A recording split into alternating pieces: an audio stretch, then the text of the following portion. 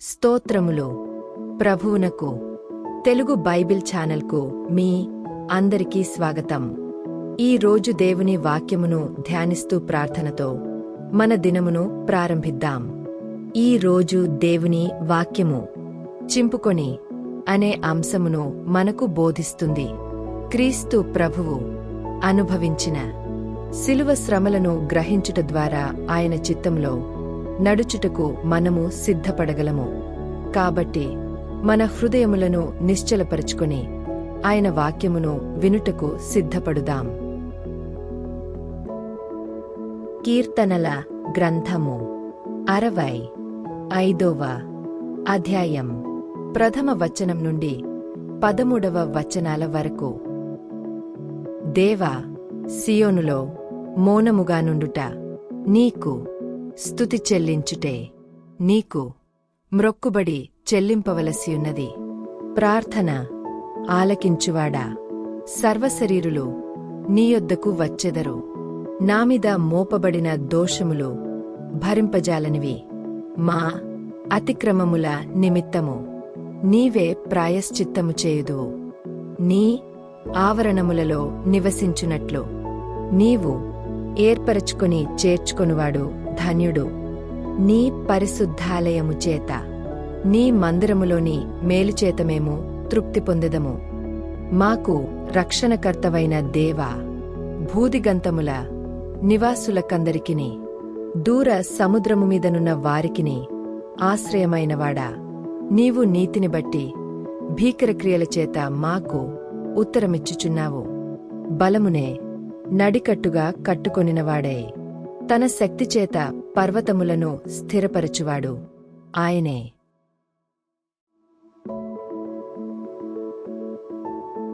ఆయనే సముద్రముల ఘోషను వాటి తరంగముల ఘోషను అణచువాడు. జనముల అల్లరిని చల్లార్చువాడు. నీ సూచక క్రియలను చూచి దిగంత నివాసులను భయపడుదురు. ఉదయ సాయంత్రముల ఉత్పత్తులను నీవు సంతోషభరితములుగా చేయుచున్నావు. నీవు భూమిని దర్శించి దాని తడుపుచున్నావు. దానికి మహదైశ్వర్యము కలుగజేయుచున్నావు. దేవుని నది నీళ్లతో నిండియున్నది. నీవు భూమిని అట్లు సిద్ధపరిచిన తరువాత వారి ధాన్యము దయచేయుచున్నావు. దాని దుక్కులను విస్తారమైన నీళ్లతో తడిపి దాని గనిమలను చదును చేయుచున్నావు. వాన జల్లుల చేత దానిని పదును చేయుచున్నావు. అది మొలకెత్తగా నీవు దాని నాశీర్వదించుచున్నావు. సంవత్సరమును నీ దయాకిరీటము ధరింపజేసియున్నావు. నీ జాడలు సారము వెదజల్లుచున్నవి. అడవి బీడులు సారము చిలకరించుచున్నవి. కొండలు ఆనందమును నడికట్టుగా ధరించుకొనియున్నవి. పచ్చికపట్లు మందలను వస్త్రమువలే ధరించియున్నవి. లోయలు సస్యములతో కప్పబడియున్నవి. అన్నియు సంతోషధ్వని చేయుచున్నవి. అన్నియు గానము చేయుచున్నవి. యెహోషువ 7వ అధ్యాయం 4వ వచనం నుండి 7వ వచనాల వరకు. కాబట్టి జనులలో ఇంచుమించు 3,000 మంది అక్కడికి వెళ్ళిరిగాని వారు హాయివారి ఎదుట నిలువలేక పారిపోయిరి. అప్పుడు హాయివారు వారిలో 36 మనుష్యులను హతము చేసిరి. మరియు తమ గవినియొద్ద నుండి షేబారీము వరకు వారిని తరిమి మోరాదులో వారిని హతము చేసిరి. కాబట్టి జనుల గుండెలు కరిగి నీరైపోయెను.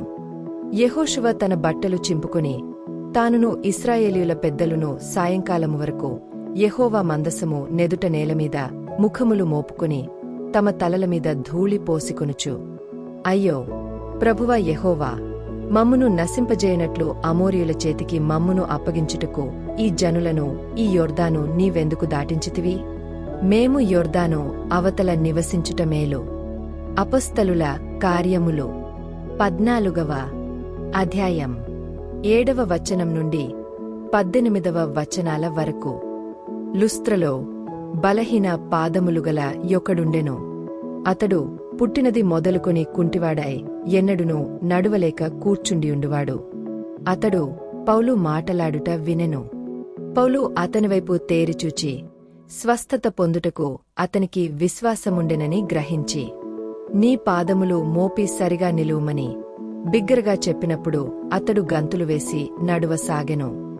జనసమూహములు పౌలు చేసినదాన్ని చూచి లుకయోనియ భాషలో దేవతలు మనుష్యరూపము తాల్చి మనయొద్దకు దిగవచ్చియున్నారని కేకలు వేసి, బర్నబాకు ద్యుపతి అనియు పౌలు ముఖ్య ప్రసంగయైనందున అతనికి హెర్మే అనియు పేరు పెట్టిరి. పట్టణమునకు ఎదురుగా ఉన్న ద్యుపతి యొక్క పూజారి ఎడ్లను పూదండలను ద్వారముల యొద్దకు తీసుకొనివచ్చి సమూహముతో కలిసి బలి అర్పింపవలెనని యుండెను. అపుస్తలులైన బర్నబాయు పౌలును ఈ సంగతి విని తమ వస్త్రములు చించుకొని సమూహములోనికి చొరబడి, అయ్యలారా, మీరెందుకీలాగు చేయుచున్నారు? మేము కూడా మీ స్వభావము వంటి స్వభావముగల నరులమే.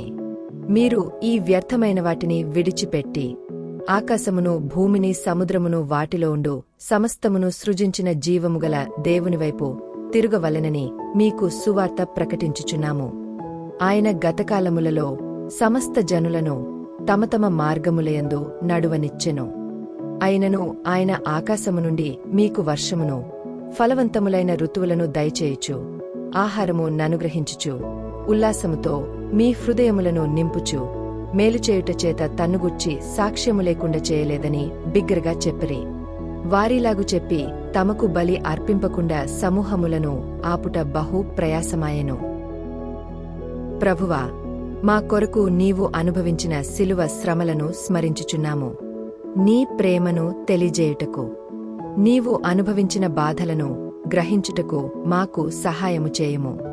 ఈ రోజు మేము ధ్యానించిన నీ వాక్యము మా హృదయములలో నిలిచియుండునుగాక. నీ ప్రేమను స్మరించుచు నీ చిత్తములో నడుచుటకు మాకు బలమును ప్రసాదించుము. యేసు నామములో ప్రార్థించుచున్నాము. ఆమెన్.